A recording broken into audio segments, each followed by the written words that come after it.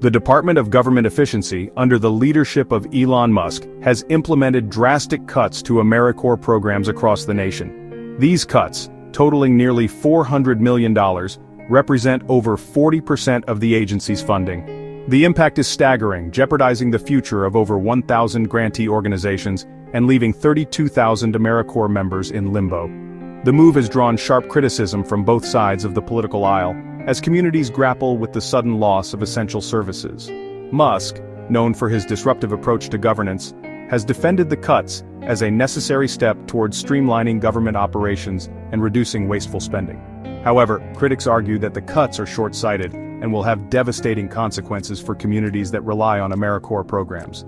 These programs, often operating on shoestring budgets, address a wide range of social needs, from disaster relief and environmental conservation to education and job training. The cuts have sent shockwaves through the nonprofit sector, leaving many organizations scrambling to find alternative funding sources. For many, the loss of AmeriCorps funding is simply too much to bear, forcing them to scale back operations or shut down altogether. The long-term impact on communities, particularly those in rural and underserved areas, remains to be seen, but the outlook is bleak. The cuts to AmeriCorps are part of a broader pattern of government retrenchment under the Musk administration, which has prioritized fiscal austerity over social welfare programs. While proponents argue that these cuts are necessary to reduce the national debt and unleash economic growth, critics contend that they will exacerbate inequality and weaken the social safety net. While the impact of the AmeriCorps cuts is felt nationwide, certain states are bearing a disproportionate share of the burden. States with high poverty rates, particularly those in the South and Appalachia, are reeling from the loss of these vital programs. These states, often reliant on federal funding to support essential services, are now faced with difficult choices about how to fill the void. West Virginia, Mississippi, and Alabama, all states that traditionally vote Republican, have seen their AmeriCorps programs decimated by the cuts. These programs, often the only source of support for many rural communities, provide a wide range of services, from tutoring children and assisting the elderly, to rebuilding homes after natural disasters, and providing job training to the unemployed. The cuts have sparked outrage among local officials, many of whom are now left to pick up the pieces. They argue that the cuts will have a devastating impact on their communities, leading to job losses, a decline in essential services, and a diminished quality of life. The cuts have also fueled resentment towards the Musk administration, which many see as out of touch with the needs of ordinary Americans. The situation in these states underscores the importance of AmeriCorps programs in addressing systemic inequities and providing a safety net for those most in need. The cuts, critics argue, will only serve to exacerbate these inequities and leave communities more vulnerable. They call for a reversal of the cuts and a renewed commitment to national service as a way to strengthen communities and empower individuals. West Virginia, a state grappling with poverty, opioid addiction, and a shrinking workforce, has been hit particularly hard by the AmeriCorps cuts. High Rocks, the second-largest AmeriCorps program in the state, lost both of its grants, jeopardizing its work with low-income youth. The program, which provides job training, leadership development, and educational support, has been credited with helping countless young people turn their lives around. This is a devastating blow to our organization and the communities we serve, said Sarah Smith, executive director of High Rocks. Our AmeriCorps members are the backbone of our program. They provide essential services that our communities rely on. Without them, we simply cannot function. High Rocks is just one of many organizations in West Virginia struggling to cope with the loss of AmeriCorps funding.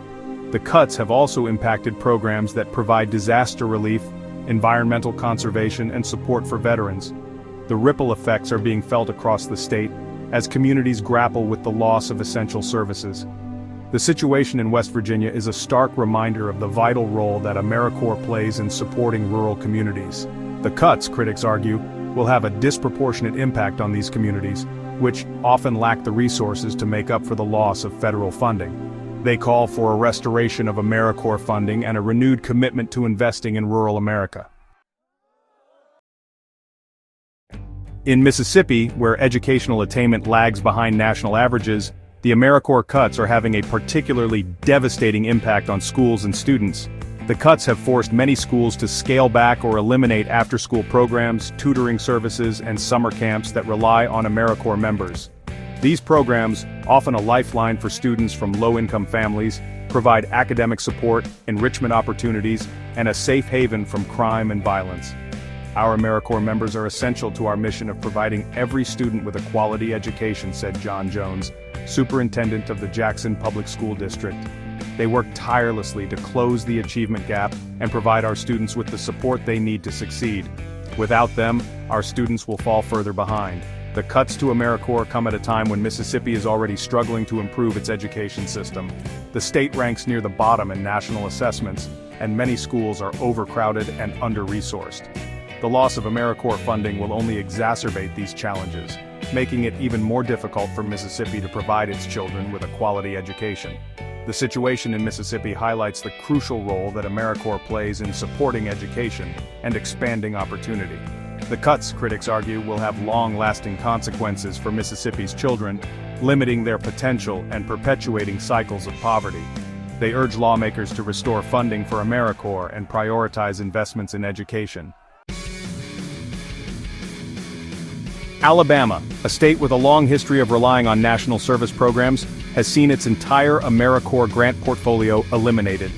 This unprecedented move has left communities across the state reeling as they grapple with the loss of essential services that address a wide range of needs, from disaster preparedness to affordable housing. The impact of these cuts will be felt in every corner of our state, said Jane Doe, director of the Alabama Community Service Commission. AmeriCorps members are the boots on the ground, responding to natural disasters, mentoring at-risk youth, and building affordable homes. Without them, our communities will be less safe, less healthy, and less prosperous. The cuts have forced many organizations to lay off staff, reduce services, and turn away those in need. The Alabama Rural Coalition for Housing and Justice, for instance, has had to halt construction on several affordable housing projects due to the loss of its AmeriCorps construction crews. This setback comes at a time when Alabama is facing an affordable housing crisis, with many families struggling to afford a safe and decent place to live. The situation in Alabama underscores the short-sightedness of the AmeriCorps cuts and the ripple effects they are having on communities across the country. The cuts, critics argue, are not only morally wrong but also economically unsound, as they undermine the social infrastructure that supports a healthy and productive society. Section 6. A chorus of bipartisan opposition. The deep cuts to AmeriCorps have sparked a wave of bipartisan opposition, with elected officials from both sides of the aisle voicing their concerns about the impact on their communities. Even in staunchly conservative states, the backlash has been swift and forceful, demonstrating the broad-based support that national service programs enjoy. Republican Lieutenant Governor Billy Nungesser of Louisiana, a state heavily reliant on AmeriCorps for disaster response and coastal restoration efforts, slammed the cuts as short-sighted and counterproductive. He argued that the program saves taxpayers money in the long run by providing efficient and cost-effective solutions to critical challenges. Senator Bill Cassidy, also a Republican from Louisiana, joined the chorus of criticism, emphasizing the vital role AmeriCorps plays in supporting veterans' transition back to civilian life.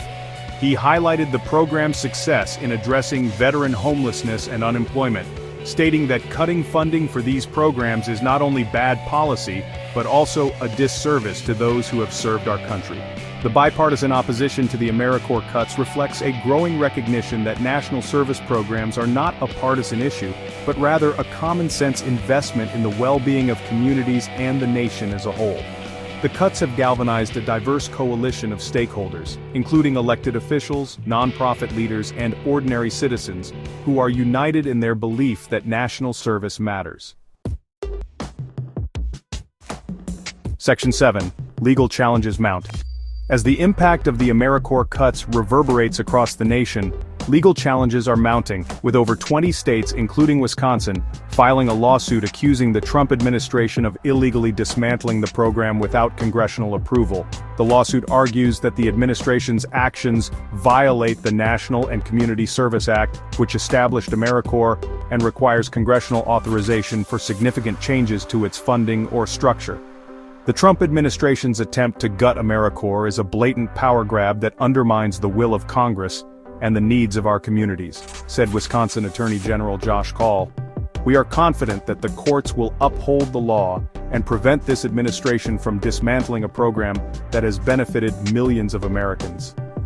The lawsuit highlights the growing tension between the executive and legislative branches over the fate of AmeriCorps. The Trump administration, seeking to reduce the size and scope of government, has repeatedly sought to eliminate or drastically cut funding for the program. Congress, on the other hand, has consistently rejected these attempts, recognizing the bipartisan support for AmeriCorps and its proven track record of success. The legal battle over AmeriCorps is likely to be protracted and contentious, with far-reaching implications for the future of national service. At stake is not only the fate of a single program, but also the principle of congressional oversight over executive branch actions. The outcome of this case will have significant consequences for the balance of power in Washington and the ability of the government to address pressing social needs.